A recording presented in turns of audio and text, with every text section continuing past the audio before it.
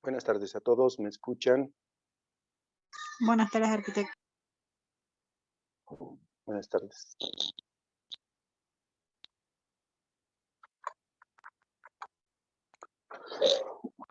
Muy bien, entonces, como estamos haciendo todas las clases, y bueno, esta va a ser la última de estos ejercicios, luego vamos a pasar a otros ejercicios.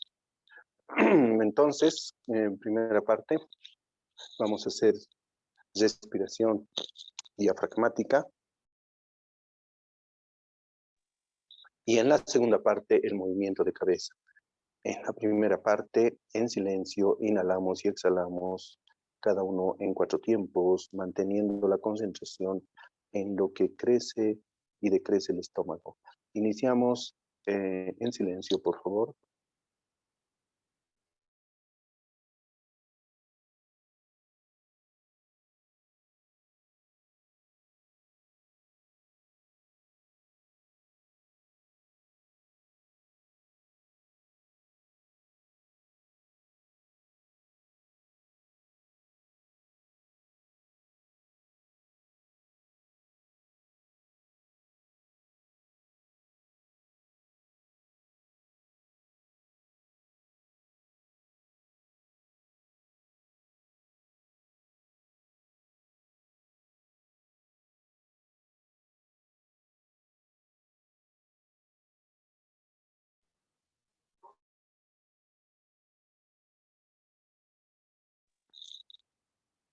Bien. Lentamente pasamos al otro ejercicio, que es el movimiento de cabeza. Al inhalar, llevamos la coronilla hacia la espalda y al exhalar, llevamos el mentón hacia el pecho en 4 tiempos. Empezamos entonces y hacemos el ejercicio en silencio.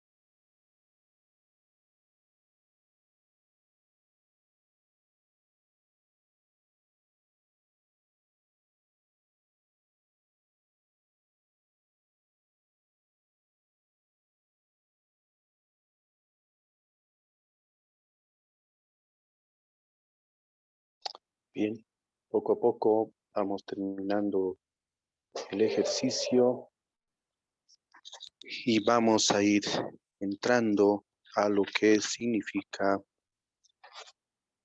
nuestro tema de hoy. Nuestro tema de hoy es el cono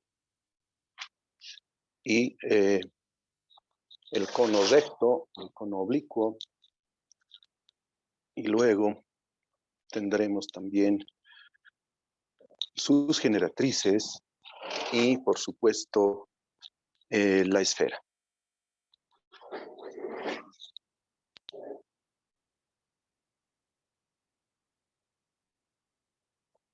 Bien, para empezar entonces, debemos tener en claro que el cono es simplemente la rotación de una recta, que sería de esta recta verde, que rota en función a la directriz y a un solo punto que sería la cúspide, que es esta.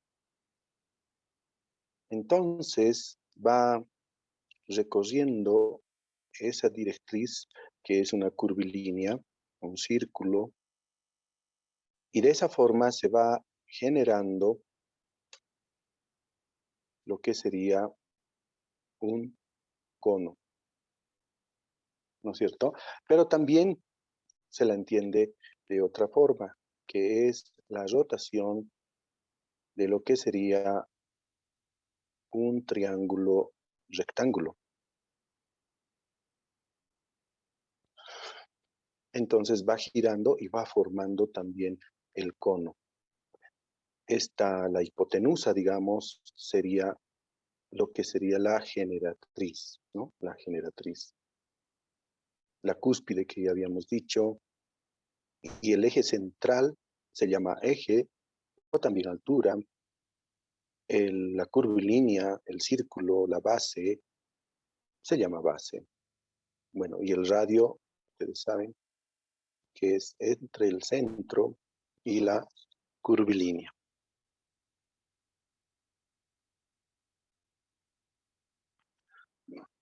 Para dibujar entonces un cono adecuadamente, nosotros tenemos que obligadamente realizar la división de la base en varios puntos, precisamente con la rotación,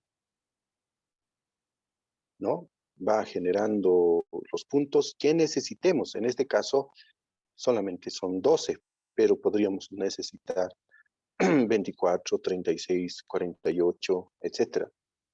Obviamente con la cúspide. Esto hace que nosotros generemos un cono. Y este cono que se ha generado con una serie de generatrices, ¿no? De la misma forma, las generatrices tienen que estar representadas en la proyección frontal como en la horizontal, ¿no? Y también en perspectiva. Un cono tiene diferentes secciones, 4. La primera sección se da cuando el cono ha sido seccionado por un plano horizontal. El resultado es un círculo. Cuando se ha generado por un plano dependiente, pero este plano dependiente tiene el eje paralelo a la generatriz, entonces estamos hablando de una parábola. Pero también hay veces que ocurre que el ángulo no es paralelo de ese plano, sino que se acerca, lo voy a hacer con otro color para que se note, se acerca, fíjense ustedes, con el eje de la base a 90 grados, ¿no? Es Es decir, es más abierto que paralelo. Al ser más abierto que paralelo, entonces nosotros estamos formando una hipérbola en la sección, ¿no? Bien. Ahora, ¿qué pasa cuando el ángulo es más cerrado? Y usemos otro color para ese caso. Perdón, estoy trazando un círculo, tengo que trazar una línea. Fíjense, ese es el eje del plano y esta es la base. Por tanto, el ángulo es ese. Ese ángulo, fíjense, es más cerrado que la generatriz. No se olviden, la generatriz es esta. Entonces el ángulo es mucho más cerrado, ¿no? No es paralelo, ni tampoco abierto, es más cerrado de este plano. Cuando es más cerrado, forma una elipse. Y aquí tenemos un poco más claro los 4 casos. Cuando es un plano horizontal, una circunferencia. Cuando es un plano paralelo, como en este caso, es una parábola. Cuando es un ángulo, ¿no?, mucho más abierto, como este ángulo alfa rojo respecto al ángulo entre generatriz y base, entonces nos genera una hipérbola. Y cuando el ángulo es más cerrado, como decíamos, una elipse. El cono recto. Bien, aquí tenemos un ejemplo de un cono recto, el cual está siendo seccionado por por un plano, ¿ya? Ahí está el plano, por un plano dependiente, perpendicular al frontal, ¿no? Entonces tenemos que encontrar su sección, qué forma da. Pero podemos saber ya que si analizamos y vemos que el ángulo, este ángulo, ¿no?, es más cerrado de lo que está la generatriz, de la generatriz, aquí le voy a hacer una línea rectita, ¿no? Fíjense, ese sería el ángulo de la generatriz, es mucho más abierto que el ángulo del plano dependiente. Entonces nos va a salir una elipse, ¿no? Muy bien. Entonces nos queda nada más que, porque es un cono recto, encontrar las intersecciones directas, las encontramos en el horizontal y con eso habríamos solucionado lo que hicimos justamente acá. Por ejemplo, este punto, este otro, aquí es un poco más complicado, pero vamos a marcar igual, ¿no? Todos esos puntos los llevamos a la proyección horizontal, todos esos puntos, y vamos encontrando en sus correspondientes rectas lo que sería los puntos de la sección. Estos 6 son fáciles. Los difíciles son entre el 1 y el 5, porque este dato no podemos encontrar porque no hay un corte. Serían paralelo. En estos casos, por ejemplo, sí hay un corte, ¿no? Viene la recta y corta a la recta, en este caso 0,6. Viene de la 0,6 y corta a la 0,6. Pero en este caso, a la 5,001 no puede cortar. Entonces requerimos de usar las proyecciones. Como dice en el título, desarrollo del cono truncado con los métodos de proyecciones, distancias y además triangulación, ¿no? Entonces, ¿cómo hacemos eso?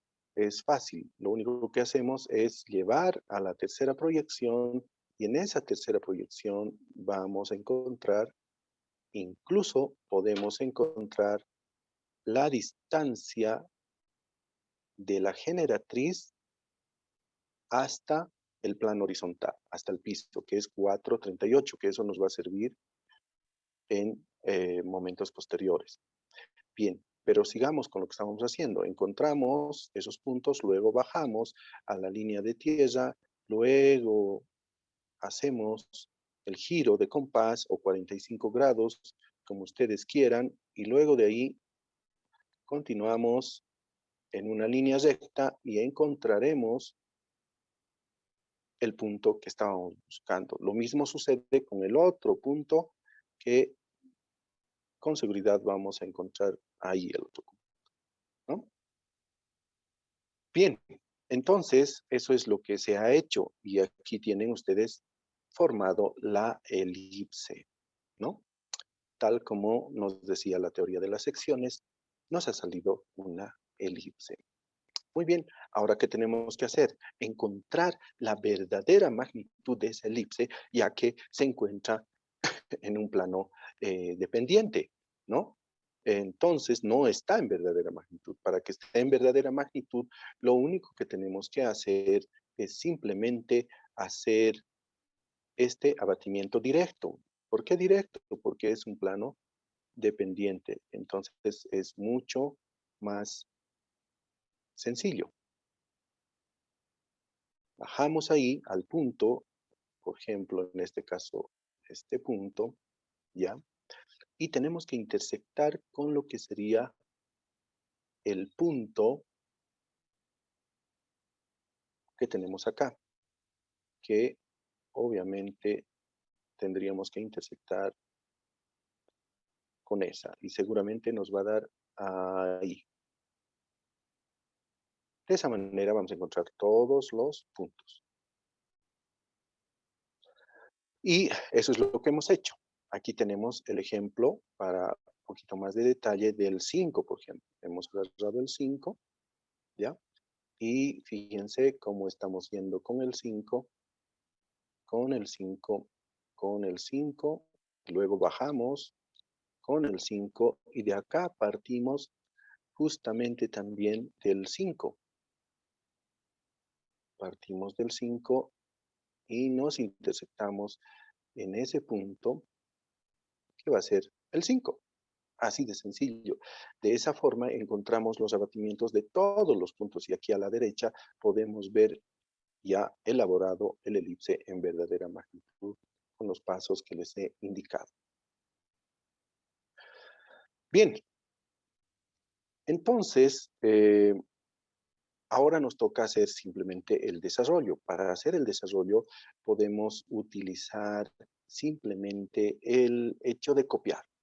Por ejemplo, vamos a copiar algunas rectas que ya estén en verdadera magnitud, como por ejemplo estas que son frontales. Esta, ¿no?, que sería la 0,3, es una recta frontal. Entonces lo único que nos queda es simplemente copiar. Pero fíjense que es un cono recto. Al ser un cono recto, lo único que tenemos que hacer es copiar, porque todos son del mismo tamaño. ¿Y con qué separación? ¿No? Con la separación, aquí está, de 2,30, que es la distancia entre las generatrices en la base. Entonces, ponemos, perdón, estoy con 2,30 y luego nos vamos al 0. Del 0 nos vamos con la distancia y luego 2,30, 2,30 y luego nos vamos al 0, etcétera, ¿no? Pero eso sería fácil porque estaríamos hablando de un cono recto sin sección, pero aquí tenemos sección. Por tanto, lo que tenemos que hacer es llevar la distancia de la sección. Podemos, en primer término, como está aquí en la figura de la derecha, llevar como si no estuviera seccionado. Y llevamos ahí también la base, ¿no? Ya tendríamos el desarrollo, pero de un cono no seccionado. Ahora, ¿qué pasaría si estuviera seccionado? En el caso de que esté seccionado, tenemos que llevar ya las dimensiones que corresponden.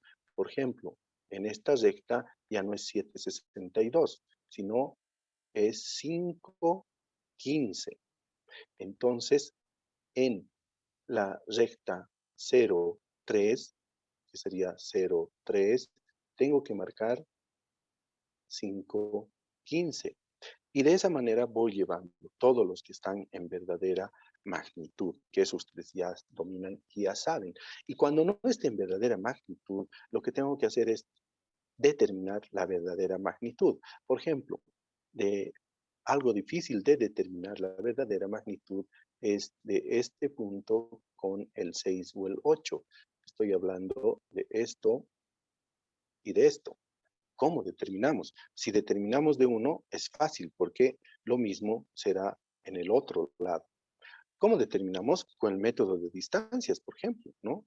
Hago la respectiva resta de alejamientos, eso lo llevo de manera perpendicular, y luego encontraría, que lo voy a hacer con un color celeste, la verdadera magnitud, que en este caso es 3,44.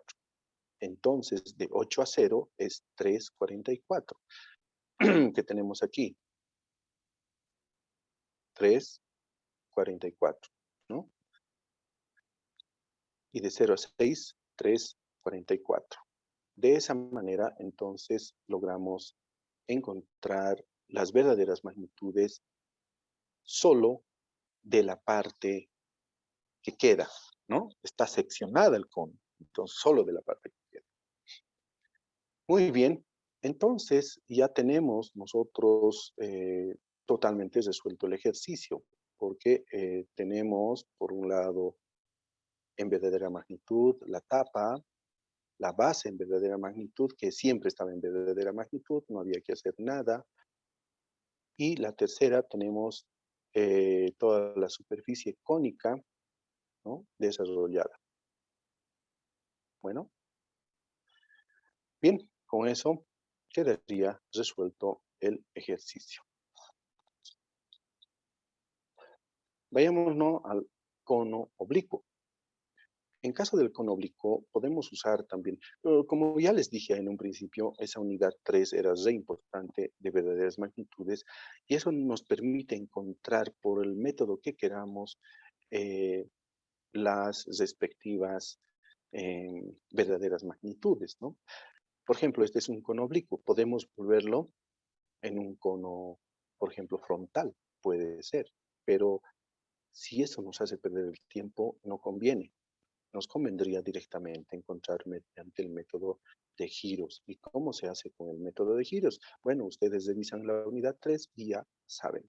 Pero de todas maneras, se agarran los puntos y se van abatiendo en función de un eje central. En este caso, nuestro eje central va a ser la cúspide, ¿no? Pero antes de hacer ese abatimiento, ¿hasta dónde lo hacemos? Vamos a hacerlo hasta una línea que va a salir de la cúspide y que va a ser horizontal. ¿Por qué? Porque la idea es volver todas estas rectas generatrices que están en posición oblicua, volverlas en rectas frontales. Entonces, sigamos con lo que estábamos haciendo. Entonces, giramos, giramos, giramos, no se olviden con ese radio, y hasta encontrar lo que sería el punto 6. Ese punto 6 subimos hasta la línea de tierra, ¿no?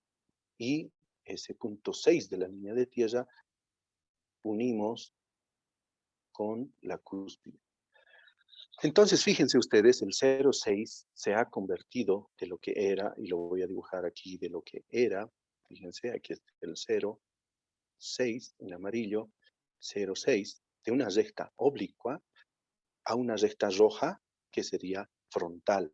Por tanto, esta proyección frontal ya está en verdadera magnitud, que eso ya saben ustedes, estamos repitiendo en realidad.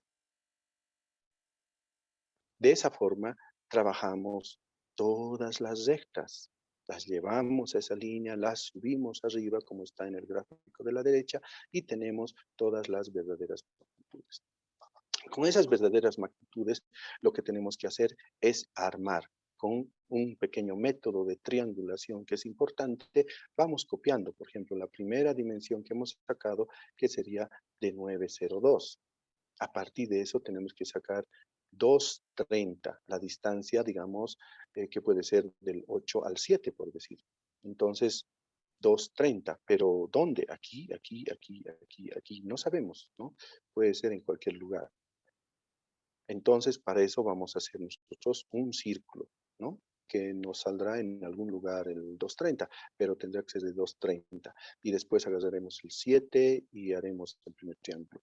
Luego otra vez 230 y donde nos dé el segundo triángulo, y así encontramos todo el desarrollo. Aquí en el gráfico de la derecha podemos ver claramente lo que les había dicho. Hemos trazado, aquí está, ese radio de 230. Y eso tiene que intersectar ¿con qué? Con la recta 0,7 y nos dirá en qué punto es esa intersección. Ese es el método de triangulación. Y aquí está, ¿no? Tenemos ahí nosotros que teníamos el 902 y luego el 230, ¿no? Y luego con el 7, que es 948, que también en un radio de giro igual hemos intersectado. Donde se han intersectado los dos círculos, hemos encontrado el punto 7. De la misma forma hacemos todo lo demás. Y fíjense cómo va saliendo, por ejemplo, las 7, 6. Eso es en caso de conos oblicuos, ¿no? Porque nos va a salir muy, muy irregular. Pero la cuestión es seguir el método. Y de esa forma, fíjense ustedes acá, hemos logrado el desarrollo de todo lo que sería el cono. A eso tenemos que ponerle simplemente la base. Y en la derecha podemos ver el desarrollo y su base, ¿no? Bien, con eso ya tendríamos el cono resuelto, ¿no? Vamos a pasar a lo que sería la esfera. La esfera, como ya hemos visto antes, ya habíamos revisado, ustedes se pueden dar cuenta de que tenemos meridianos. Aquí está, lo estoy marcando con amarillo, el meridiano, pero también tenemos paralelos. Estos son los paralelos. Bueno, es un paralelo, ¿no? Y bueno, son varios paralelos. De hecho, al ser de doble curvatura no es desarrollable. Sin embargo, si hacemos una división muy detallada, podríamos acercarnos a una esfera, pero nunca lograríamos llegar a la esfera. De todas maneras, si se intenta desarrollar, hay un método sencillo que podríamos usar, ¿no? Entonces se traza una línea horizontal y luego se trazan líneas verticales, ¿no? Pero a partir de esas líneas verticales tiene que haber una anchura, que en este caso está entre el 0 y el 1, entre el 1 y el 2, entre el 2 y el 3, etcétera, ¿no? ¿Y eso de dónde sale? ¿No? ¿De dónde sale? Primero, veamos, tenemos que determinar nosotros el perímetro. Y el perímetro no es nada más y nada menos que el diámetro por phi. Entonces, luego de eso, sacamos el perímetro, que sería 8 del diámetro por phi, sería 25,133, ¿no? 25,13. Entonces, toda la longitud de ese perímetro es lo que tenemos acá. Sería 25,13. Y ese 25,13 lo dividimos entre 12. De esa forma tenemos las 12 partes. Bueno, depende en cuántas partes o meridianos hemos dividido la esfera puede ser también en 24, ¿no? Y luego, esa distancia de 25,13 dividido entre 2 sería esta altura, ¿no? Del 25,13. Y esa distancia de perímetro dividido entre 12 nos daría justamente estas distancias de las que estábamos haciendo, entre 3 y 2, entre 2 y 1, entre 1 y 0. A partir de eso tenemos estas alturas, que no es nada más, nada menos que la división del perímetro en las partes en que estamos trabajando. Por ejemplo, aquí tenemos una parte, 2 partes, 3 partes. Abajo 3 sería 6 partes, ¿no? Luego tenemos los anchos. En este caso estaríamos hablando de este ancho que ya hemos determinado. De este otro ancho sería Y, que sería esta distancia que tenemos en la proyección horizontal. Luego tenemos X, que sería esta en la proyección horizontal. Y de esa manera conseguimos el desarrollo de una esfera aproximada, no exacta. Aquí tenemos el mismo ejemplo, pero en este caso es de 24 meridianos, ¿no? Que es la misma explicación. Bien, eso sería la clase de hoy. Tenemos solamente 3 minutos, entonces lo que voy a hacer es cortar para enviar el video.